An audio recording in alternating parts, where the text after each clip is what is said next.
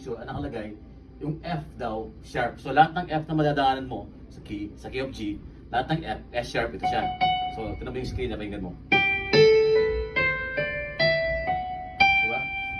Do, re, mi, fa, sol, la. Butangin yun na nag-iba, naging sharp siya. So, yun ang scale ng key of G. So, once in a while, pag nasa bahay ka, mag-practice ka ng mga scale din.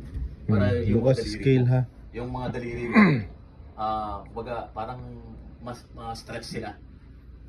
Diba, natutunan mo na yung C, diba? Ganda lang din ang format niya. Diba? Tapos bibilangan mo, lagyan mo ng notes para at least masanay ka rin sa bilang. Halimbawa, 8 note exercises ng scale. 1 and 2 and 3 and 4 and 1 and 2 and 3 and 4 and diba? Sa right hand, ganun din sa left hand. 1 and 2 and 3 and 4 and 1 and 8 note exercise. Diba? Kasi yun ang 8 note, diba? 1 and 2 and 3 and 4 sabay.